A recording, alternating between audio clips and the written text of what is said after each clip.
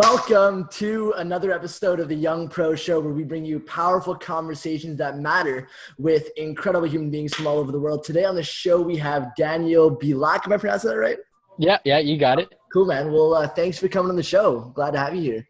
It's super happy to be here and ready to kill it and ready to do my best. Cool, man. Well, Daniel is the host of a youth empowerment podcast, and he is and then changing the world is the reason why he's doing it. He wakes up in the morning wanting to change the stigma around youth from lazy, entitled, disrespectful people to hardworking, empathetic, responsible people that we really are. So he's doing that through his podcast, and his goal is to impact 100,000 youth by the end of 2016. So few exciting things that we could be talking about. Dan, why don't we start off by just sharing what brought you into entrepreneurship and why that's your mission? Yeah, so I really got into entrepreneurship, I'd say around 4 years ago, if not my entire life. I was born 9 weeks premature with my twin sister, and I was born with different health complications. I actually had a rare case of asthma where I was, like puffers and all those things for the medication a normal asthmatic would take. I'm actually allergic to all that normal medication, but the doctors didn't figure that out until I was 10 years old. So for 10 years, they kept on giving me this medication and unknowingly making me worse. So in my younger and elementary school days, I would have to stay inside in recess. I'd, miss 150 days sometimes of school. I would be homeschooled in the afternoons. I couldn't go outside during the winter. It was bad, right? And then my mom took me to Rochester, Minnesota, and when I was 10 years old, and they figured out, take him off all the medication. He's allergic. And have him sleep on an inclined plane. And so that's what I did, and I got better. So that kind of instilled the volunteerism into me. And then grade 9 summer, I started listening to podcasts. I started with The Art of Charm, and then Lewis Howe School of Greatness. And then finally this year, the past year, I've been listening to Gary Vaynerchuk. So the combination of all the networking and communication skills that I've learned over time, and the volunteerism and the actual want to make a difference in the world that's come from my mom, has just all been instilled into me over these last 4 years that I've been willing to take the jump and start the journey of becoming an entrepreneur. Great answer, man. Yeah. Cool. How long were you on the medication before they figured it out? 10 years since my birth. My mom, I remember her telling me she wasn't able to hold me until I was 150 days of age. I had tubes and needles going into me when I was born. They say I looked like an alien when I was born. So my mom is definitely somebody who I look up to, somebody I've learned a lot from, and has definitely empowered me to make a difference in the world through the charity that she has. That must have been quite something to go through as your mother, right? Wow. What's the charity that she started? She started a non-for-profit charity called Crafting for a Cure. We supply toys, games, and crafts to 90 hospitals across the world. And our mission is just to make kids, children's mothers, when the hospital visit is necessary, to smile. We want everybody to smile when a hospital visit is necessary. So we are the #1 distraction for people in the hospital. And that kind of stemmed from when I was younger, because when my sister would come in to visit me in the hospital, like I said, I spent a lot of time there, right? She would have nothing to do. The reason being is my playroom was a 4-wall, no television, no gaming console, just a magazine. That was my playroom. While the people that were in the cancer ward or the heart or the heart disease or anything like that, they got the Wii, they got the PlayStation 2, they got the decorations all over the walls. I didn't have any of that because I was coughing. And so when my sister came to visit, she would have nothing to do, right? So my mom started bringing in crafts for me and my sister to do. And the hospital was like, no, you can't do that. My mom's like, well, screw you. In a very polite way, I'm bringing in crafts to, help my kid, provide a distraction. And so just from that, she kept on bringing in crafts and for other kids too. And that's how Crafting for a Cure was formed. And how long has that been around now? That is a great question. I think it was from eight or 7 years now. Yeah. Yeah. I want to say it was like right after I became better, like right after like my asthma and stuff like that. Okay. So that was around 10. I was 10 when that happened, and I was going on to 18 now. So around 7, 8 years ago. Okay, nice. And you study entrepreneurship in school, business in school? Yeah, so I'm in business, first year in business, but I hope to specialize in entrepreneurship. But I 100% believe that you cannot teach entrepreneurship. You have to actually do and to become an entrepreneur. And I gave this sort of this kind of concept to my business communication class, and my teacher loved it. He gave me a 98.6, humble brag. And what I tried to say to people was, Forbes doesn't think that you can teach entrepreneurship. They said you can teach some of the skills, but you definitely can't teach how to become an entrepreneur. And Business Insider doesn't even rank the business degree as a top 10 degree to have. So why am I doing what I'm doing? Yeah, good question. And so I proposed that to the class, and my goal was to have them just like, I wanted them to do. I wanted them to go create. Like I said to them, this is the last 4 years. University is the last 4 years of freedom. Like the amount of time you have in university is incredible compared to the amount of time you have when you graduate. And so I said, I don't care what you do. If you're doing it in school, whether that be study abroad, co-op, work placement, whatever, or getting involved in extracurricular, that's great. Or you can go outside of school, start your own business, start your own media show, start your own charity, because you can do that. You can make a difference if you help another charity out. I don't care what you do as long as you don't waste these 4 years. And, so you started this podcast. Is that the entrepreneurship venture that you started first, or do you have something else on the go? So I started with the podcast, and that was I think it was June of 2016. And then those 4 months now, I've had Shama Hyder, the CEO of the Marketing Zen Group, Gary Vaynerchuk, Ryan Paw, the founder of the Young Entrepreneurs Council and Founders Council and the Forbes Councils. He's a creator of community. So all these great people. And then now I'm developing a magazine called the You Empower Magazine. And I'm looking and starting to create my media agency, and exciting things are happening. Good stuff, man. I find it funny that you did a presentation telling everyone a question, what they're doing there, and you got a 98. It was good. That's not including the extra 5% for going in the first week. There we go. That's awesome. Yeah. Hustle. Yeah, I resonate with that, man. I remember throughout school, every time there was a presentation, I would, mention that, hey, we're in entrepreneurship. And it's funny because even when we're teaching entrepreneurship, there's probably like a good 1% to 2% of the students that were actually in entrepreneurship who were doing something. So it's funny that we're learning all these things that are all this theory telling us to do something, but barely anyone was taking action. So I 100% resonate with that we just have to go out and do something. We're going to learn everything that we need once we actually go out and do something. So kudos to you for actually taking action and going to do something. Thank you. And I just want to build off that. Like the amount I've learned in 4 months compared to the amount I've learned ever in business leadership or marketing class is incredible. I've learned more by being a practitioner and by executing than I ever have in theory. Yeah, very, very good point. Something that's very important for people to understand. So Dan, now that you've been running this show, I imagine that you've learned a ton from the people you've interviewed too. Do you have any of your, let's say the top 2 things that have stood out to you from the episodes you've previously recorded? Ooh, that's a tough one. I'd say one is hard work always pays off. And what I mean by that is this. If you are, because I'm going to put this in the context of young people because it's the Young Pros show. And that's kind of one thing I feel kind of qualified to talk about,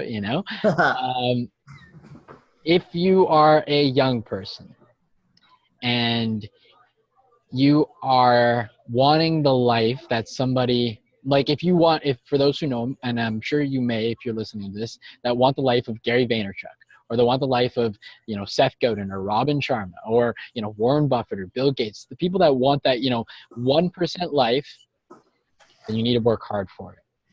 And that's something that, that's been consistent throughout the podcast. Also, that there's no age to start something. You can start something at whatever age you want. And if people come up to you and say that you are not qualified to start something, shove it in their face. You can go do it and you can accomplish whatever you want to achieve. I have friends that, I don't know if you guys are watching the App Store. There was a app made by Ketchup it was called Block Hop.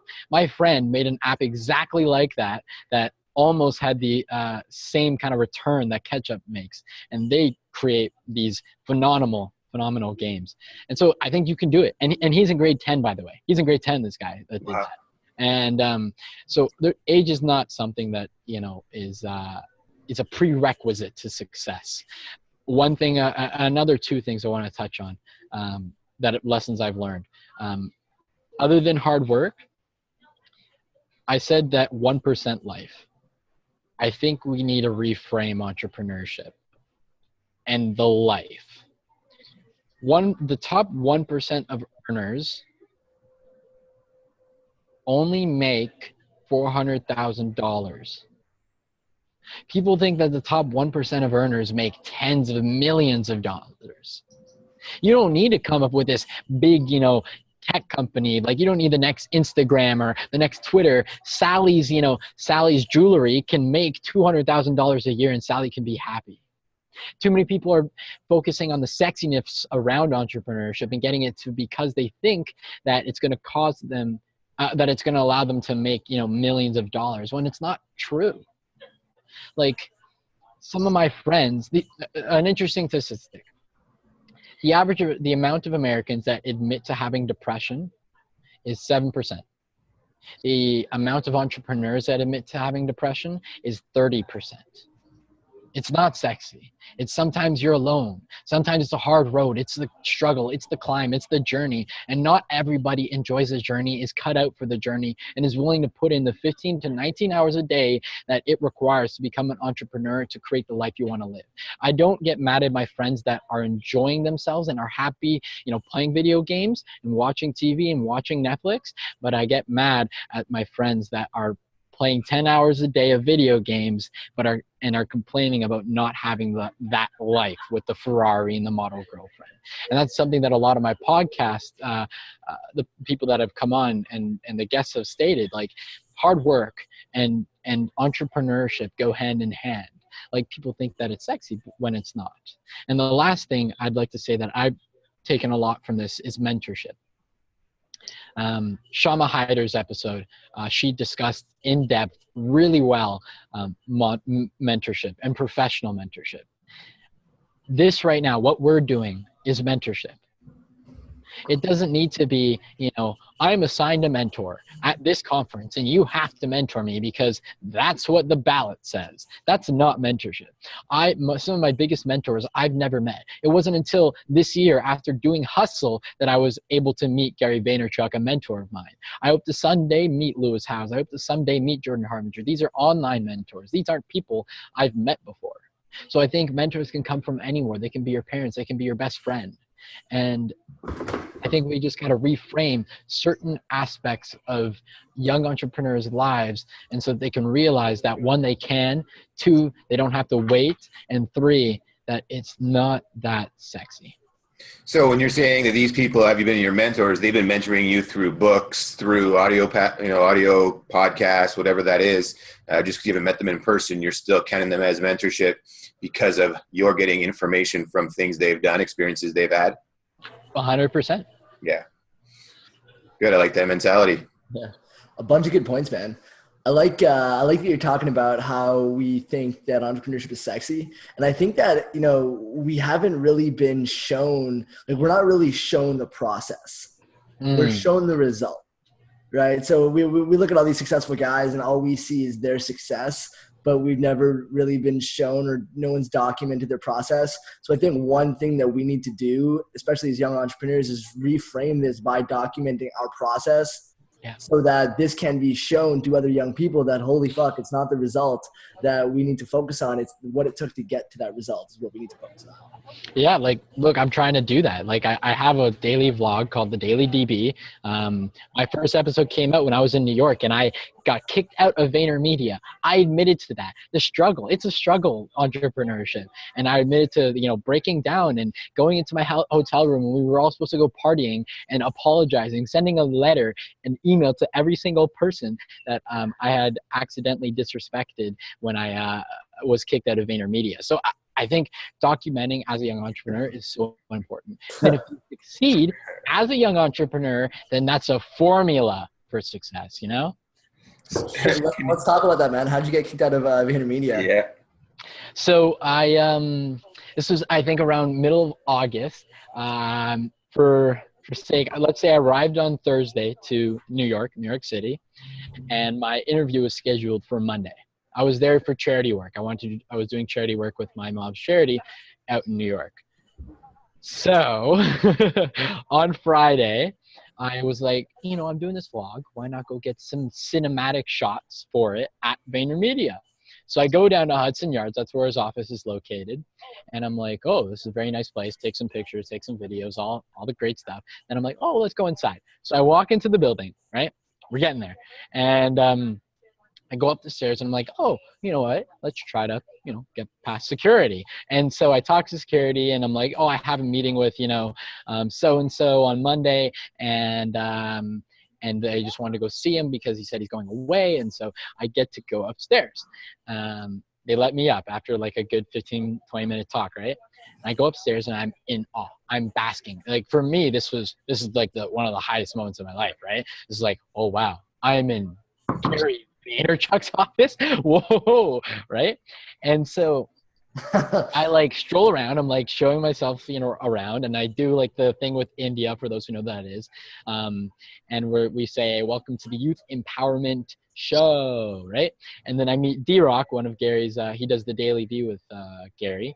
And I talk to him and he says to me, Daniel, are you like being shown around? Is somebody? And I'm like, no, I'm, walking around. Normal day, right? And so I walk a little bit further and then he comes back up to me and he says, Daniel, what you're doing here is very disrespectful. And I'm like, oh shit. And he says, Daniel, I'm gonna have to ask you to leave. And I'm like, oh darn. Like, I screwed up, right? And so he takes me back to the reception area while he calls up security and he sits me down. And D-Rock says to me, Daniel, the reason I'm doing this to you is because you're so young and you have so much left to learn. And he says, and I'm like, well, what does this mean for my interview on Monday? And he's like, everything comes at a cost. So like now I'm thinking, oh shit, my like I just lost my opportunity. I'm like, wow, I screwed it up. It's all gone, right? I think my best opportunity is gone. So lo and behold, I Friday night, I go back to my hotel room. This was the biggest moment for me, right? I want to make that very clear. And so, because it was such a high for me, it was interviewing I had the potential to interview my idol, right? I broke down. We don't talk about how the media portrays guys to be these big rocks. I'm an emotional guy. Like, and I think I'm okay with that. And I think more guys need to be okay with that. I broke down. I was crying. I didn't even go out when we were all supposed to go and have fun and go to this party on Friday night. I didn't do that. I stayed in the hotel room. And through the tears, I was able to write this, I'd say perfect. I was probably my best email I've ever written. My perfectly crafted apology letter saying what I've learned. Empathy, patience, and respect, right? And then on Monday, I get the email back saying, come on in, let's do the interview. I go in Monday. I asked my first question about hustle. Gary Vaynerchuk walks in. He signs my Winnipeg Jets hat because, not the New York Jets. We want the Winnipeg Jets, right? And best moment of my life. And it just goes to show you that hustle, hard work, and patience pays off. And risk.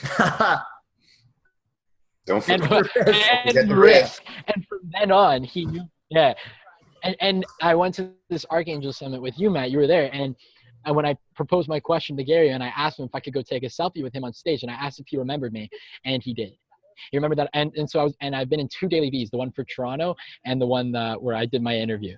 And shout out to D-Rock if he ever listens to this, because in both, I was in the Daily V of Toronto. The only question and the only part of the conference is my question and the part that I was in, which I think is absolutely amazing. Nice. Sick, man. So you don't regret breaking in? Absolutely not. I do it again, but I don't encourage others to do it. Yeah, did you learn some lessons from there, and you have a new strategy on how you do it? Definitely. I think it's all about connection. I'm publishing an article right now about like youth need to be on LinkedIn more. They need to be on like Facebook more. Yeah. So the 2 articles I'm writing right now is one, why LinkedIn is the best social media platform ever, and the 2, how youth can kick ass on LinkedIn. And because LinkedIn, I'd say for around 80% of the interviews I've done have all come from connecting with people on LinkedIn. And people need to realize, like, these connections, these Warren Buffetts, these, Gary V's of the world aren't that far away. You can reach them. It just takes work. Yeah. So do you have some sort of process that you're reaching out to people with using LinkedIn? I do. I have like everything for the most part pre-written on like the message that works 90% of the time, and so I usually apply that to them, and then I send them the LinkedIn request, because you have to be very efficient with the words, because you don't have very many words on the LinkedIn request. And I try to provide value just from that one request. So a 15 to 30 minute podcast is providing value to the people that listen, but it's also providing value to the speaker and myself.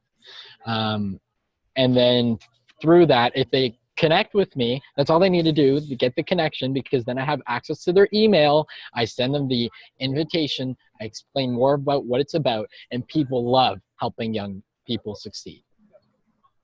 And so I just go through that. And then lo and behold, somebody that I interviewed actually set up that interview at VaynerMedia. So connection. I'm with you, man. I like that you said people love helping young people succeed, because it's so true, man. And we underestimate how many successful people and how many mentors are willing to take time out of their day to give back to young people and to give the value that they've learned to young people. I mean, we want to do it, right? Like, even though you and me, we're still young and we haven't seen the success, we're doing what we're doing because we want to give back anyway. Right? I can't believe you left me out of that, Dave, and called you guys young and left me out. Well, no, it's only because you have this gorgeous beard. I know. Like, come on, look at that. It's just wow. Like, I'm trying, but it's just not. It's not happening. I tried. I look old. Is that what you're saying? It does. It makes you look good. Oh, okay. Yeah. Handsome. Handsome. Like a lion. Of course, yes. Yeah. Simba right here. But back to my point. For the young people that are watching right now, realize that mentors will want to help you. Realize that they will be willing to give back. All you have to do is reach out and give a reason for them to do it. So Daniel, is that all you did to get those people onto the shows? You just reach out to them on LinkedIn? Yes and no. When I reach out to them on LinkedIn, it either goes one of 2 ways. If I reach out, some of them respond, and then we build the conversation, we set up a time, and then we record. It's great. And I send them questions, right? Not everybody responds to that initial LinkedIn message. So there's 2 ways I can approach that. Either I can, if I see that they're active on LinkedIn, I recognize that maybe pursuing continuing the conversation on LinkedIn is more beneficial. If they're not that active on LinkedIn, then continuing the conversation, the email that they provided on LinkedIn is more beneficial. And then normally, and I'd say 99% of the time, they respond to one of the 2. And then from there, it's just set up. It's like you guys do it. Like you schedule the time, you do the questions, it's work. Yeah, man, I feel you. So you said your plan was to impact 100,000 youth by the end of 2016? Yes, it is. Big goal, brother. What am I at? What are you at? What exact number are you at? Well, I don't know the exact numbers because I fear it's 2. I'm not there yet. If I had to roughly estimate, I think I got around 500 to 1,000 on YouTube, like 5,000 on Facebook, and then like another 1,000. So I think I'm just under 10,000 impact in total, because what I've seen through the content I've produced, if they get hold on one of my things, they return for more. So that's what I count. If people have viewed my content, then I'm counting that as somebody that I've impacted, because then they come back for more. Cool. That was sorry, that wasn't actually my question, but I was still curious. You plan to do that just through your show and the magazine? Like, what other avenues do you plan to do that? Well, I'm planning on doing it through my show and the magazine, but doing this, like, if I can, like, if this works for people, if podcasting works for people and the articles that I write work, like my first ever article on Medium got, I think it was like 450 views, and people like engaged with it. And that was, I don't think I'm the best writer. I'm nowhere near the best writer. There's a ton of grammatical mistakes, but for some reason it like sticks with people. And so it's just like doing everything that you think you can do. So I think I can blog. I think I can do poetry. I think I can give speeches. I think I can do podcasting. And so I'm reaching out to different podcasters, different blogs, the Huffington Post, and trying to build this personal brand so that I can get get larger audiences to engage with me, reach out to bigger influencers and have them come on the show and do the influencer marketing for me. And this doesn't happen overnight. And overnight success takes 10 years, right? I think I know why you had all kinds of grammatical errors in your article. I'm pretty sure it's because you were writing it in class, right? You're trying to hide from the teacher. I was writing it in my microeconomics class. It was that class. You don't even want to get me there. I'll be all it was. Explains the mistakes, though. Sorry, Matt, what were you saying? I said that explains all the mistakes. Yeah. So let's talk about that for a sec, bro. Do you find that you're getting value out of the classes that you're currently attending? If so, which ones? And if not, well, which ones? I'm getting value. Well, let me reframe this. Okay. I am not your average 17-year-old. The things that I take value and the things that somebody else takes value from are completely different. For most 17-year-olds that are going into business that haven't had their own entrepreneurial thing where they've learned a lot, business communication, marketing, like accounting and all these, and microeconomics and, business law are great. For me, though, and because the experiences that I've already had, courses like microeconomics are not beneficial to me. I know that I won't use them because I'm self-aware of where I want to go and what I want to be. And I think you need to be self-aware of what you want to do, where you want to go, and what you want to achieve, and then hack the time that you're wasting at school in certain classes that aren't useful to you so that you can have more time doing the things that you love. And that's what I'm doing right now.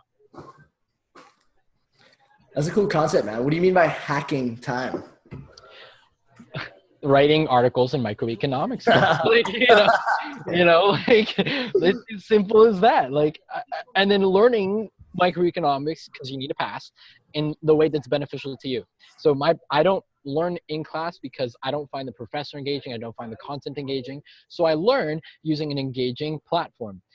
For those who have heard of Crash Course, it is a very engaging platform where you can learn a lot of different subjects, and one of them just happens to be microeconomics. Along with, there's this website called Applia where he allows us to do a lot of the practical microeconomics work on the website. And so I don't spend 3 hours in class doing microeconomics plus another 2 hours of prep. I just do the 2 hours of practical and I learn the exact same. I noticed that you had talked about the crash course in that article that you had written for Medium, and I actually went and looked at it. There's all kinds of great information on there, and I watched a couple different 15-minute episodes. Awesome what that person has put together. Yeah, like I have it on my computer. It's an app. You can download it. It's an app too, eh? Wow. School is not the only form of education. Period. School is never... especially in the past 10 years, and I can't say never because, school is for factory workers and we brought people in the workforce, right? But school in the past 10 years, maybe even 20, has definitely not been the only form of education. I'm learning through, I'm doing a study abroad. I'm learning through, I did co-op in high school. I'm learning through this, doing everything in my podcast. Like, there's so many opportunities to learn. Please recognize that school is not the only one.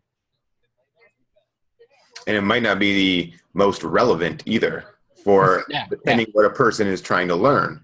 Right? And that's very important to understand. There's still going to be necessity for many jobs. There's still going to be necessity for many, there's just a lot of stuff that people still are going to need to do. Everyone can't be an entrepreneur. And although we might want them to be, people like us who are down the entrepreneurial path might want others to be entrepreneurs too and have everyone else just like us. The reality is it's not going to be that way. We need to support, we need to support the other tools that are there to help people get the great jobs that they're looking for and go after the stuff that they really want in their life, and let them know entrepreneurship is here if they want it. But if it's not for them, well, it's not bad to have the institutions that are still teaching people these other important professions. It's just understanding that getting the information for the right place for you, depending on what it is you want, is what's really the most relevant of everything. Yeah, and I think I mentioned a little bit earlier to build off that, like, entrepreneurship's not sexy. It's forcing people that maybe shouldn't become entrepreneurs to be entrepreneurs. Mm-hmm. And I think when you could make a very good accountant or a very good, teacher, you're going to become an entrepreneur. And that's not necessarily the right thing to do. Like, you said it, and I believe it. Entrepreneurship is not for everyone. Yes. University, and I just want to caution a little bit on what I said. University is still a necessary thing for 98% of the population. Education is the key, especially for people that are living in poverty. Education builds your way out of poverty. It builds your way out of, different difficult situations. And I think as much as, entrepreneurs knock education, it is still very, very important. Our society is not liberal enough to accept the education of Sir, Benjamin Franklin School of, Finance. That's an online course. We're not ready for that. We still hold value in the degree and the diploma that we get. Yeah, you're right. And the education really is an escape from poverty, especially with the ease of it today. One of the best things that we can do for people is get their hands on the internet. Somehow get them connected to the internet, because the information that all of us are looking for, no matter what the topic is available for us to discover online. Yeah. And if we can get people in these third world countries and, the poorest parts of the planet online for the first time and get them learning through the resources found on the internet, we can have a dramatic shift in the economics of the world. Agreed, man. Yeah. A global conversation is happening around the world about this stuff, and people need to plug into the global conversation.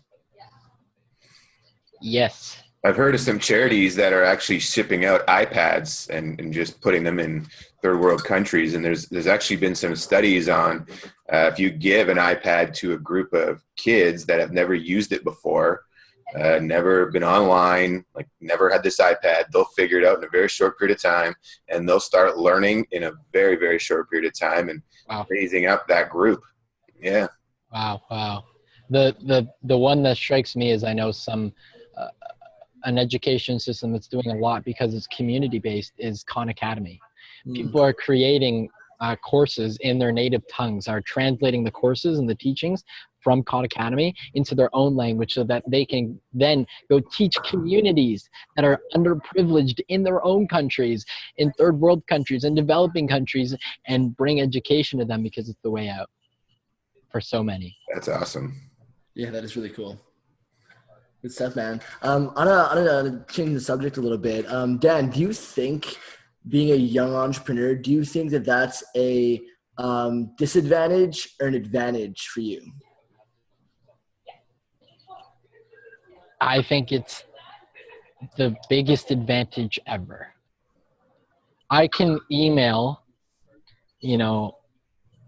these big conferences or these big influencers, and they'll respond to me because of my age and because of my goals.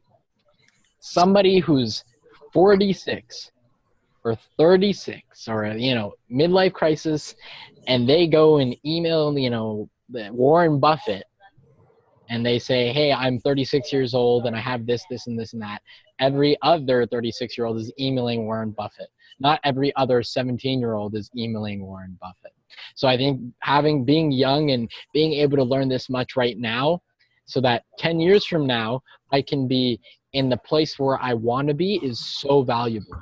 Like, I look at life a little bit differently. Like, I think I can work really hard for 10 years or the next 5 to 10 years to accomplish the life that I want to live. Like in 2035, I want to be Prime Minister of Canada. Like, I can work hard for the next 5 to 10 years and accomplish the life I want to live, so that then when I'm in that place where I'm financially stable and doing the things I love, then I can go, wreck ham and like go travel the world and, and do all these parties and things like that. Too many people, especially youth, are living for the short term when we're not looking forward to the long term. We have another 100+ years ahead of us.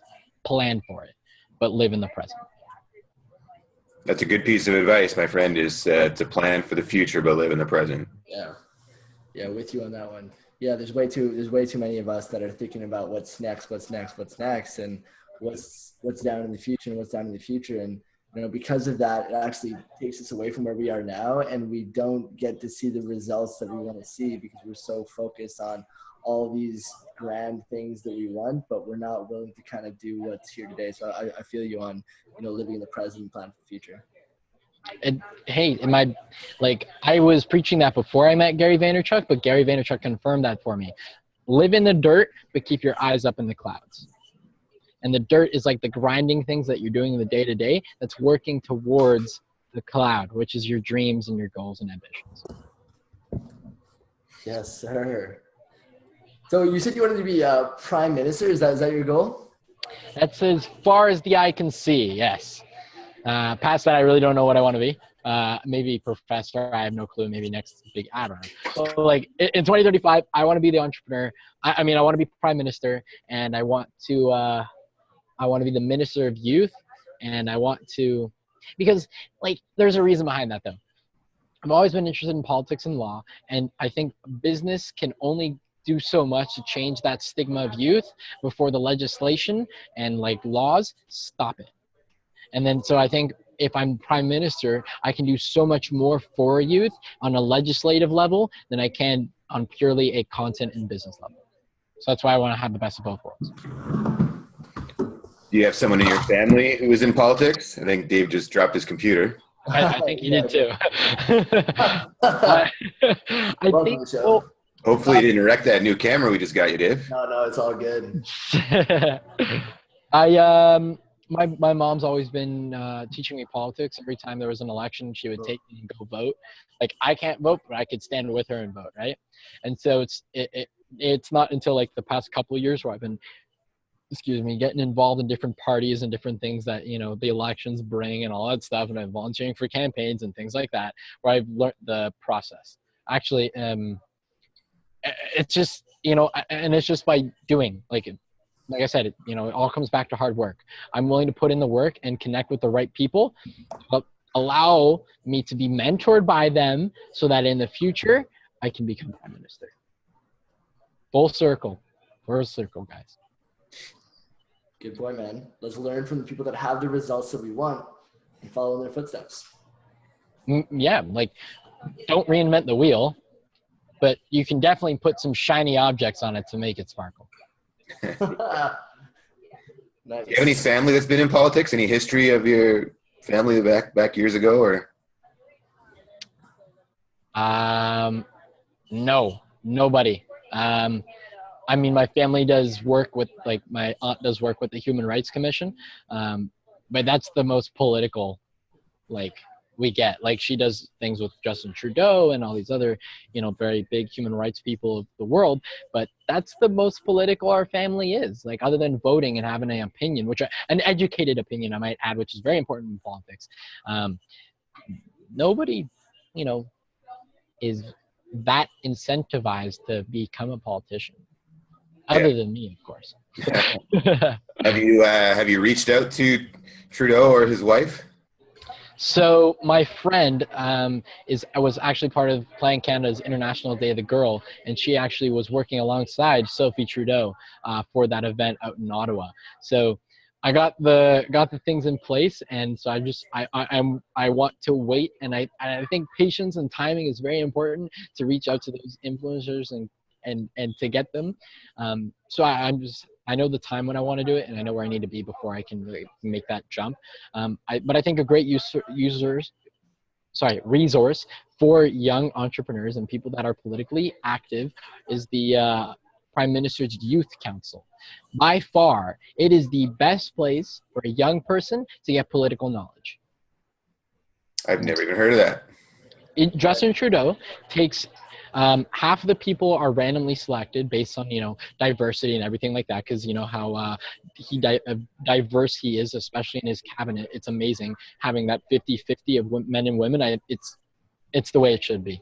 And so he takes half of them to make sure that it's diverse, and then the other half are selected using the process. I almost applied to it myself, but I realized not right now.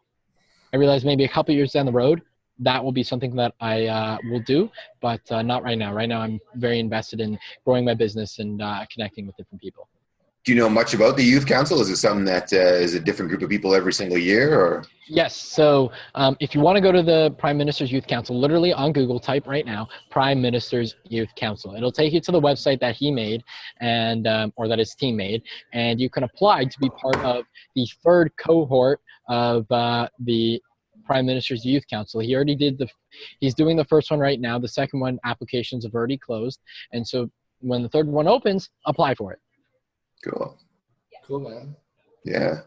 So that those people that are on that council, they have at some point or another kind of some direct contact with the Prime Minister, and they're focused on specifics geared towards youth. Is that right?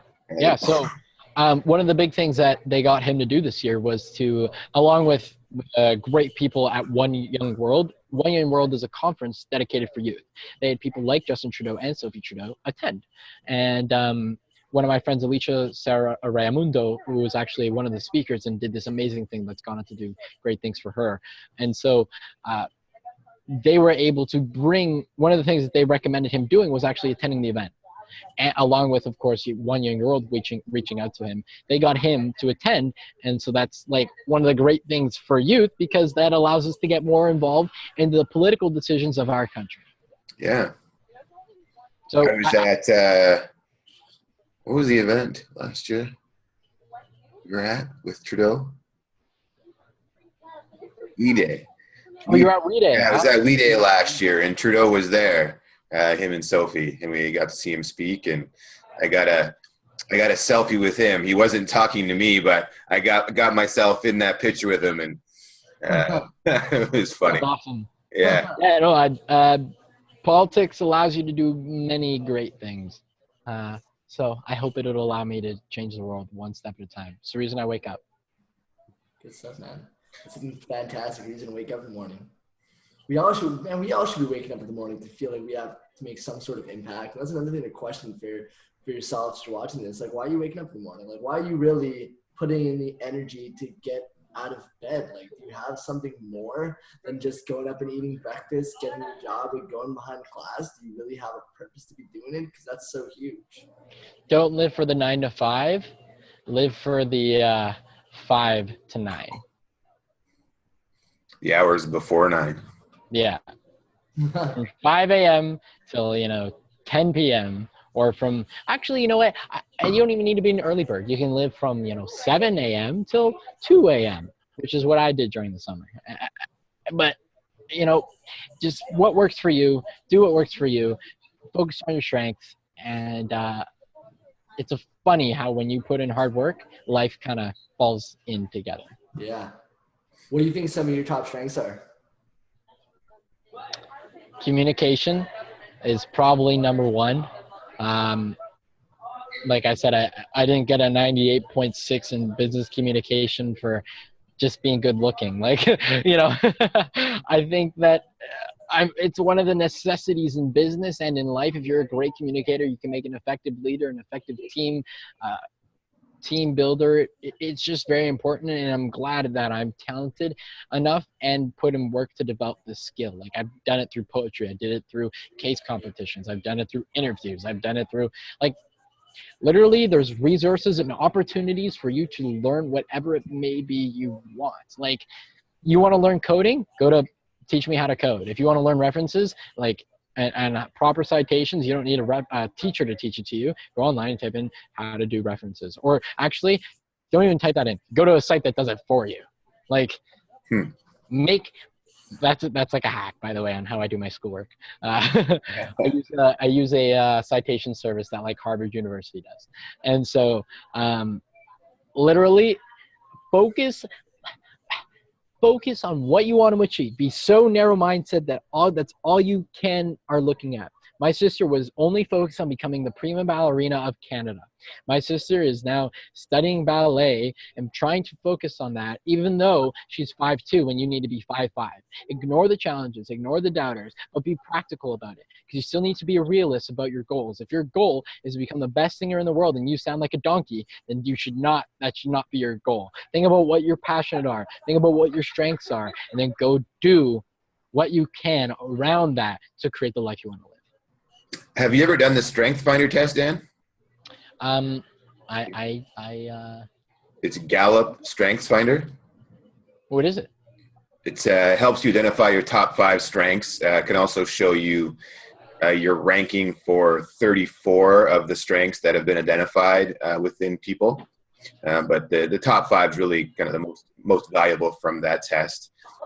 It's something you can buy the book, and inside the book gives you the code to the online test. Then you take that test, it'll show you your top 5, and then you can work on honing those even more. And then it also gives you the ability to purchase the additional 29 of them. And those ones are just kind of the rest of the order for you, but really the top 5 are your most important. And then you can really work on honing those skills even more and work on filling in your holes and weaknesses with people who have complementary strengths. Yeah, like, that's why I'm looking for somebody to partner up with my media company. I'm not very good at graphics or, like, any of the fancy things. I'm good at business and direction and reaching out. Yeah, exactly. Yeah, fill in those weaknesses or your blind spots with other people. Yeah. Handle those things. So for yourself, Dan, you're a 17-year-old young man. Tell me some of the things that you've done as far as the personal growth side. Like, what books have you read that you think other youth can really benefit from, or what courses have you been to, that kind of thing? Conferences are a big one. The Canadian Undergraduate Technology Conference is a really nice one. And if that's technology is your space, it's a great one out in Toronto. The Archangel Summit that we were just at, amazing conference. I think more youth need to be attending these conferences, and there's opportunities for you to attend them for free when they're not $600, because people want to give back to youth. It goes right back to that, right? And so I think there's conferences, but books, I've read I've read most of Gary Vaynerchuk's books, so definitely read those. Lewis Howes, The School of Greatness, great book. A Man's Search for Meaning is another one that's phenomenal. I like reading also fiction books, because there's a lot of life lessons in a fiction book that you can't really, like, apply yourself and grasp on in a business book. So, like, resilience, persistence, and all that other stuff is a lot more visible in a story than it is when somebody says, oh, I did this and this and this and this and that, and so I became this and this and this and that. There's a story of somebody going through all these challenges. Like, my story of adversity from my health is powerful for me and for others, because it shows the adversity I went through, the struggles I went through and the things that I did to overcome it. So know what your story would be my guess, my one piece of advice, and see how you can convince yourself that your story is worth telling. That your story is worth telling. Telling. Might have been through hell, but Yeah. Cool, man. Great books.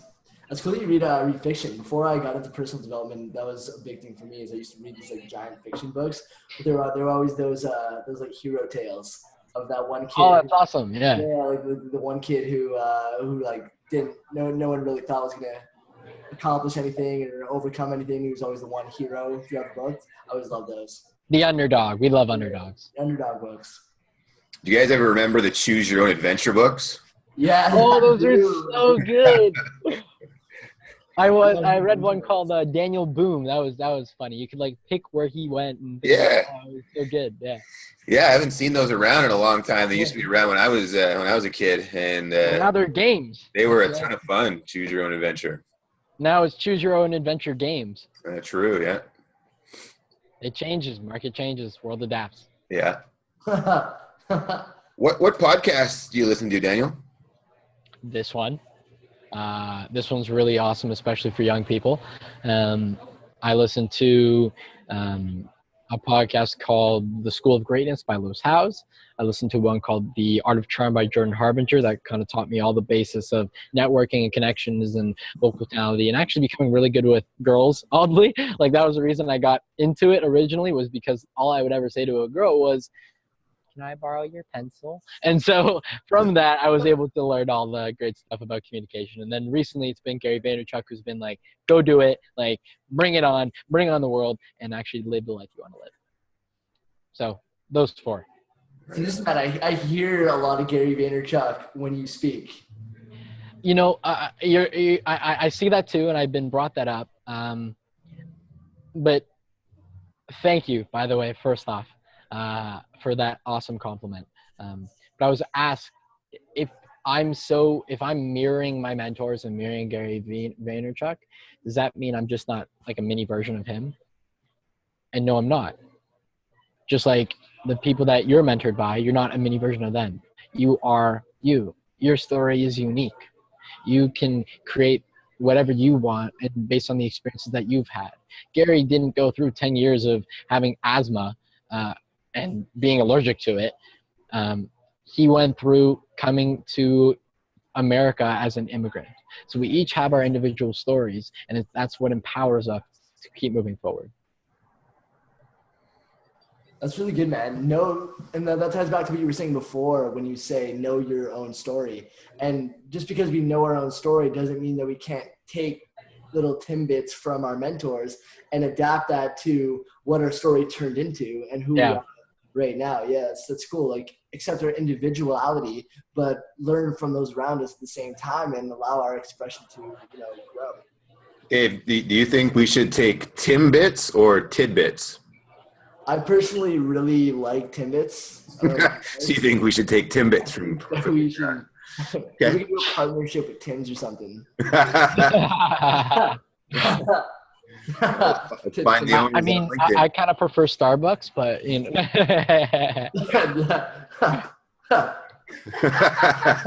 gotta connect with Howard Schultz on LinkedIn now. Yeah, exactly. CEO of Starbucks. Let's get it. There we go. Get him on the show. Definitely. Cool, man. Well, Dan, we're coming close to the hour mark here. Is there any closing remarks you want to leave with the young people that are viewing the show right now? There is no not. It's the quote I live my life by. I made it myself. It is the reason I do everything I do, and it's the reason I can set goals that are so big. There is no not. You can achieve your dreams. You can be young and you can start. So don't waste time. Just do it. Great. We're going to partner you up with Nike. We'll see about that. Cool. Well, Dan, man, thank you so much for coming on the show. It was loads of fun, and I know there's a lot of young viewers right now that are inspired by what you're doing currently, and I can't wait to see your process unfold, and I look forward to seeing you as Prime Minister of Canada. Thank you so much, and thank you for giving me the opportunity to speak here today, and for those who have listened to this full hour, thank you so much for listening and taking the time and giving us your attention, and I hope my words, David's words, and Matt's words were able to inspire you today. Awesome. Hey, one more thing, Dan. If we want to go check out your podcast, where can we, or maybe the magazine, where can we go? So you can find everything on danielbielak.com. Connect with me on Facebook, LinkedIn, SoundCloud, YouTube, everywhere. Shoot me, and don't just connect with me on LinkedIn. Shoot me a message that, David and or Matt, or you heard this on the Young Pros, and say to me that, so I will connect with you. Fantastic. Cool. Well, we'll put the link below. So if you want to go click danielbielak.com, get more info, and then reach out to him, we'll have all the links below this video right now. Remember, guys, if you want more info on the Young Pros, on whatever we're doing, remember to like us on Facebook, Young Pros Hub, subscribe to us on YouTube to hear more powerful conversations about subjects that matter in our world, and join our tribe at youngproshub.com so you can get all the latest info on what's going on in your community. Thank you for tuning into another episode of the Young Pro Show, and we look forward to seeing you next time. Bye.